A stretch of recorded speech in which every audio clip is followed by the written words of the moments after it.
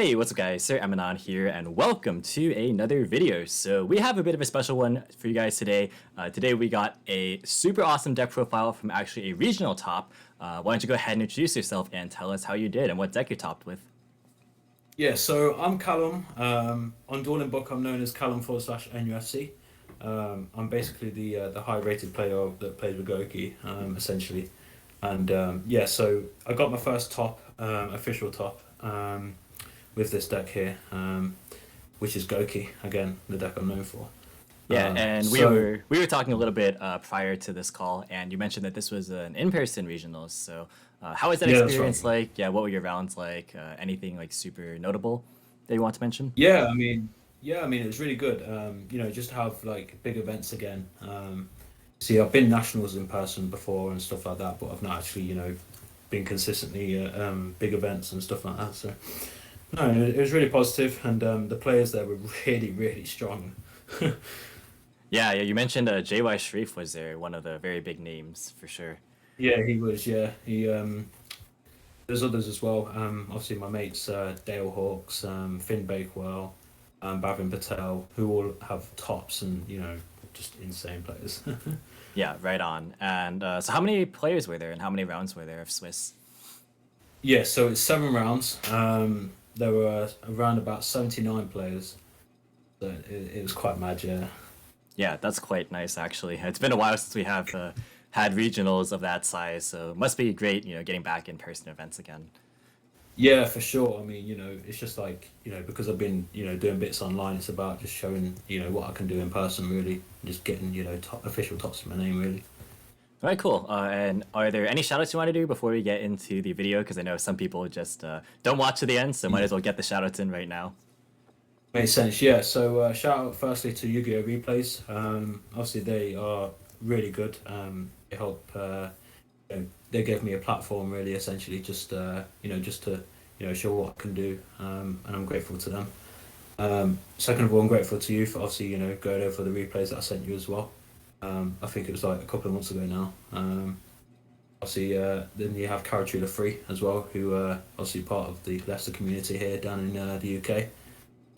No, just everyone who helped me out when I got a bit tilted today because I got a game loss because I have an OCG copy of Gouki Super X and Ultra Rare in my deck box. And I was using it Oh, as a yeah. That's a rough one. yeah. I didn't know, to be honest. That was the thing. I was just like, oh, okay, well, it is what it is. Yep, well, you still managed to top. You got second place, right, in spite of it. So, Yeah, it's quite mad. yeah, it's It's still quite insane. still pretty good, I'd say. Yeah, so if you have Yeah, for sure. yeah, if you want to go ahead and move on to the main deck, we can just go ahead and get started whenever Yeah. you're ready. Yeah, okay. So for the main deck, we have 11 Gouki monsters. So we have this three Suprex, three Headbat, two Twist, one Guts, one Claw, and one Iron, one Octo. So three Suprex. This card's really good because basically it's the one card starter. Obviously you need a Gouki in your hand to obviously resolve its effect. And then from there, obviously you can go into Isolde, and then you can go into free searches, which usually are rematch, headbat, and then plus a random Gouki, which isn't headbat. And as a result of that, you go into Apo from there and Dragoon, obviously. And that end board usually is enough to beat Drytron and other combo decks as well. All right, cool. Did you ever feel like you missed more Goki names, or was this like the perfect ratio? Right, yeah. So you see, I was main decking Scorpio for the longest time. Obviously, you know that because obviously you've Hmm. seen it. But obviously, no, I think the 11 is fine, because then you also have the Fire Warriors as well.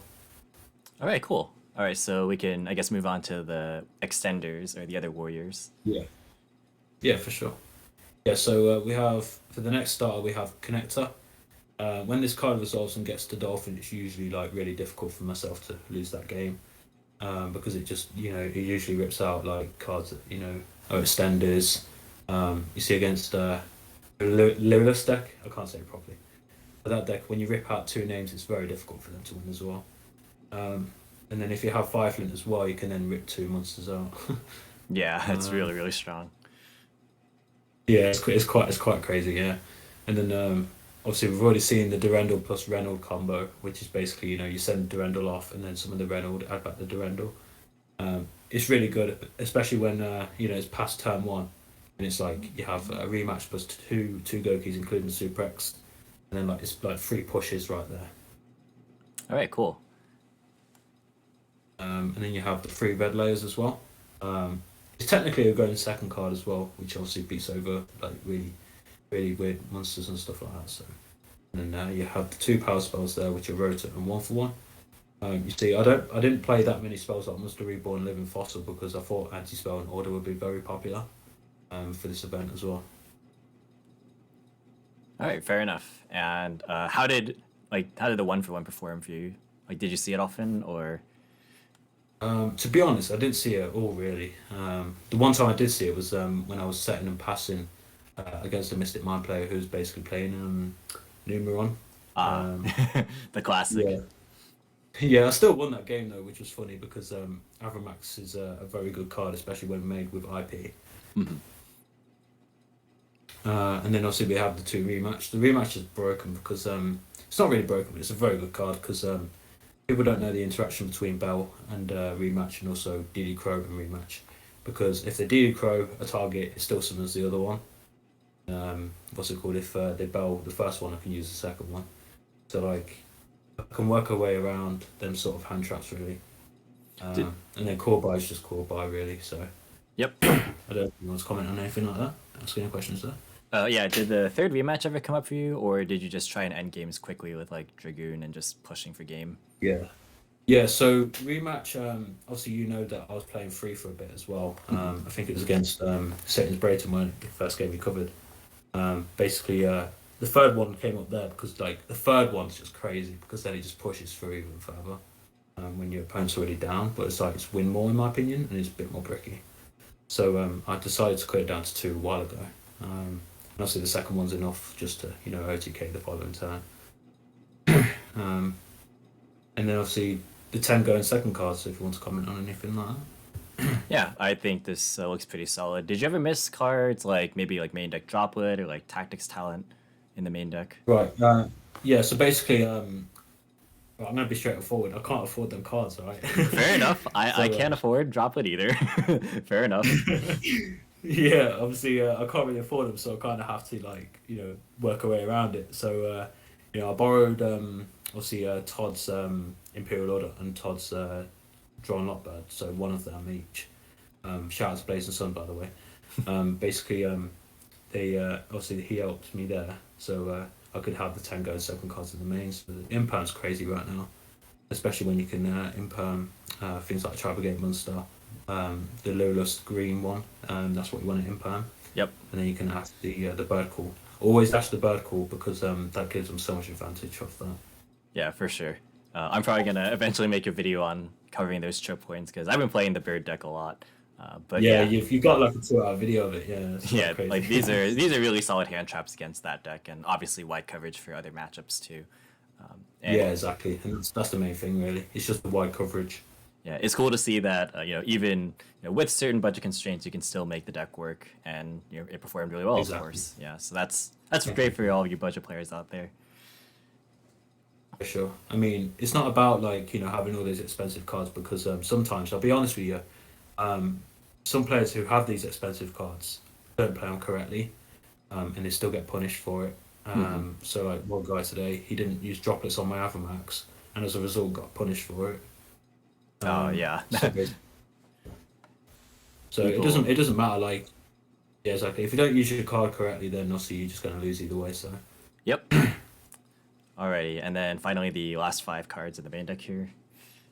yeah, so you have Divine Soul Phoenix Blade, which is quite crazy because it makes the discard for Dragoon free. It allows me to remove Verte to play around Super Poly. It's important to do that just because if they activate Super Poly, you just basically lose 2 monsters, and then if you have Apo, they just beat over that as well. So it's like you go negative 4 or something like that. And then you have the Red Earth Bricks. Drawing one of these, one of the vanillas isn't terrible, but when you draw 2, it becomes really difficult because you want one of them cards to be your go second cards or your warrior cards. And then if you draw Red Earth Fusion, it kind of it kind of sucks because you need your full combo really. or you can go to your Saryuja, and then to play around Dark Ruler, you can draw into your going second cards there. Right, and then I think Dolphin is pretty obvious. Yeah, Dolphin is crazy. Just to see the hand is just insane as well. Yeah, so were you worried at all about like maybe opposing like Dark Rulers or like droplets or anything? Yeah, so again, I have a strat for that. So to play around Dark Ruler, because Connector lets me look at the hand, not Connector, sorry, Dolphin. Go into Saryuja, and then basically Saryuja lets me draw into, like I said, my go second cards like Imperm, Vela, Ash, Nib. And that's what really helped me win games today. Yeah, so the idea is that like even if your board gets like negated, you can still use your hand traps to stop your opponent, and then you just play next turn. Exactly, yeah. And if you don't put all your monster negates on the field like Dragoon, Gearfried, and stuff like that, Appaloosa, then basically you can just save a couple of them for the following turn just to play around Nib. Right, perfect. And I guess one final thing for the main deck. If you did have access to the Destroyer Phoenix Enforcer, would you consider it over Dragoon, or do you think that the interaction with like Phoenix Blade and having like a spell trap negate is too good? So because Talents is in the format and really like everywhere right now, it has to be Dragoon. Just because like taking a monster or seeing a hand is just so insane. Just the fact that Talents can single-handedly win games, it's just absolutely insane. So I feel like Dragoon's really important, and especially Revolt as well. The fact that it can negate Revolt is very important as well. So and can't be targeted. It's got protection as well. All right, cool. All right, so anything else before you want to move on? You can pick side or extra. We can go to the side if you want to. Sure. Okay then. Let's go. So we have Scorpio here. Yeah, so what's it called? We decided to move this to the side because basically it's it just comes up against like specific situations, but it's searchable. So like things like Window, Inspector Border, like really difficult cards to out. Like against control decks is really good. And obviously like the odd time when you play against Monarchs as well, just random niche decks like that. Yep. So yeah, he's a really good card. People don't give him credit where it's due. Pancratops, this card's crazy because it's basically, it can be a 2-for-1. I don't know what your thoughts on this card are. Yeah, I think this is a pretty interesting card right now. Kind of depends on like which matchups, but against a lot of rogue decks, this card really shines for sure. Yeah, definitely, I agree. And then you have the Red Reboot. You have to play this because, like, at the end of the day, it just shuts off an entire mechanic. It's an unfair card. Why not play unfair cards? Yep. I mean, it doesn't body me either. So it's like, well, I can play this and like not get punished for it at all. Yeah, this card is absurd. Yeah, it is. Obviously, I know you played BA with traps, didn't you? Yep. So yeah, I don't know how many times you got Red Rebooted. Yeah, it happens a lot, and every time it's the end of the game. Yeah, it's so silly though as well because it's a one-off that you can't really play around as well. Yeah, it's just they have it, they have it. So that's unfortunate. Yeah, it's just unfortunate, yeah. And then the free Twin Twister. I was considering Cosmic for a little bit, then it just says no because I like to put a Gouki into the graveyard to, let's say I send Twist Cobra to grave and I have a Guts in hand. I can then basically get rid of 2 back rows that might cause me an issue, link off the Guts into a Link Revo, and then search a rematch to reborn the 2 Goukis that were in the graveyard. It's really good because what's it called? Again, like I said, it gets rid of 2 problems. It's good against floodgates as well. And then you have Lancia. Lancia is actually a really weird one, right? But it comes up against loads of decks where like you wouldn't expect it comes up. Yeah, like Virtual World.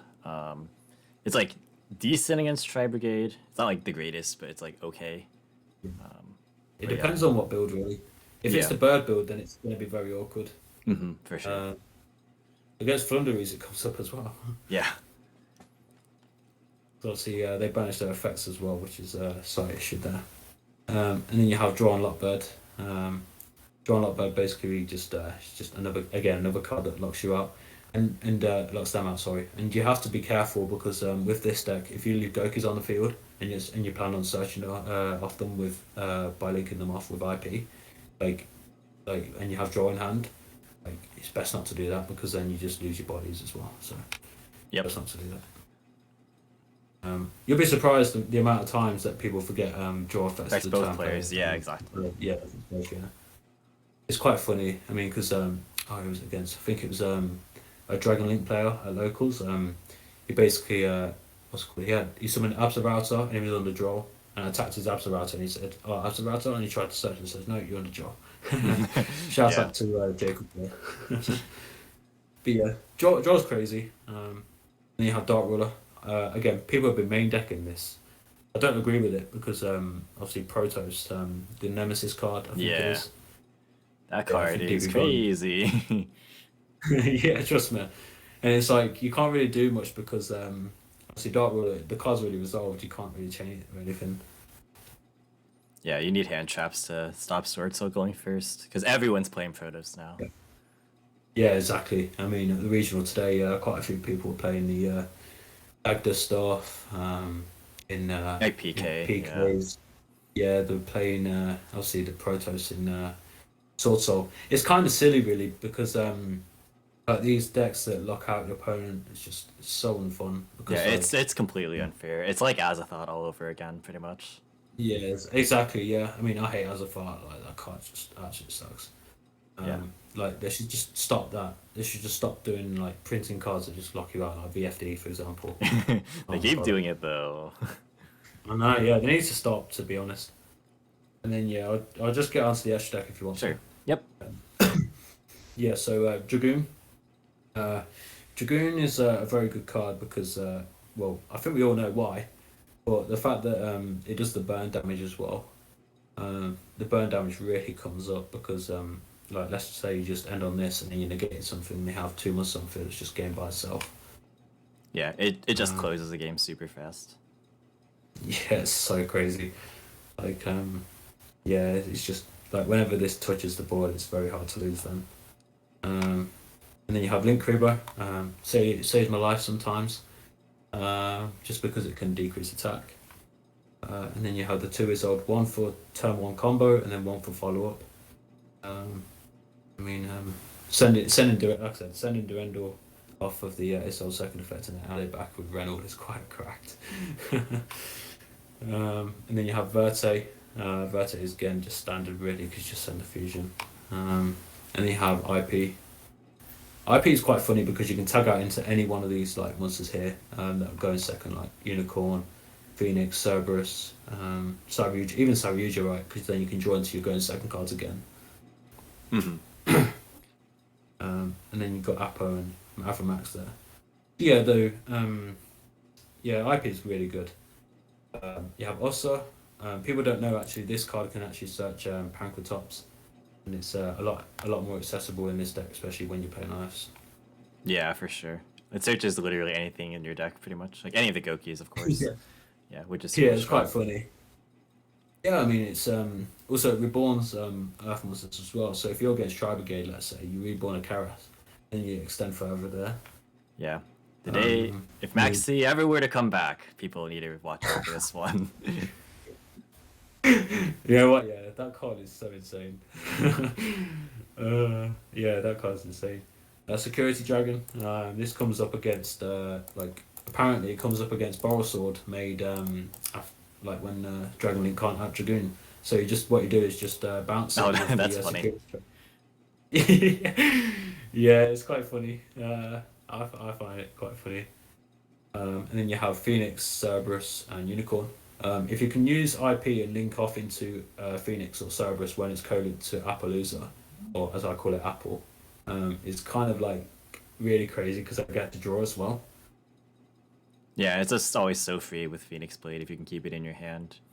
So yeah, exactly. It's crazy. Like, you then got Unicorn. I usually do this like I use this card when I have to like really just get rid of something. It's just so like it triggers in graveyard or something like that. So yeah, this card's really good. And then you have this card here.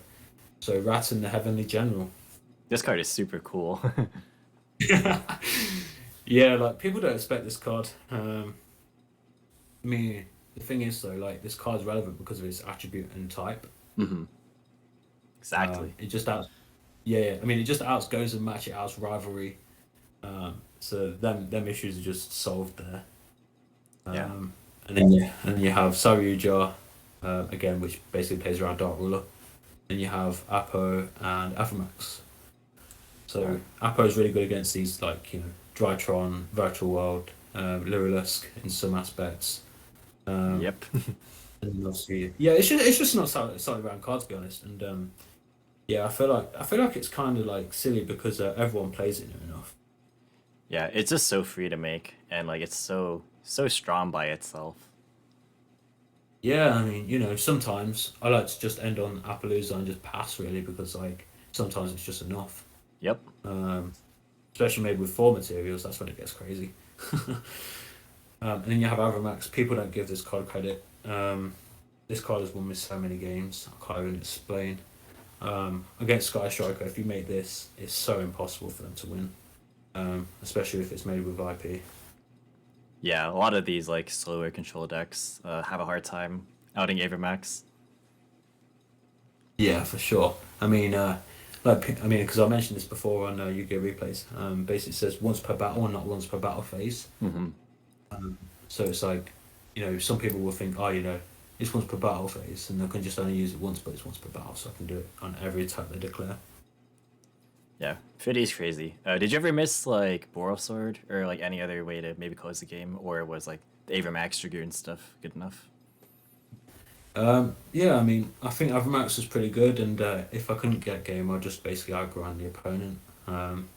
See, again, we all know Gouki's an insane grind deck, just because rematch. But then obviously, there were some times, but like if I felt like I needed to get game quicker, obviously I'd just side Scorpio in, because obviously that's 23 right there. Yeah, And then I mean it's just 23, just just free. direct to the face. Yep. Really. But yeah, I feel like this deck's really good, considering I finished second today, so that's pretty good. So yeah, just it felt really good today. Yeah, well, congratulations again on your like super awesome performance. I don't think anybody is like even considering this deck, but clearly you're showing that it has good matchups if you build the deck for the meta. It has a lot of like spaces for like defensive cards. You can side deck Yeah. pretty accordingly, and you don't even need like the Exactly. expensive stuff like droplet tactics, cross out.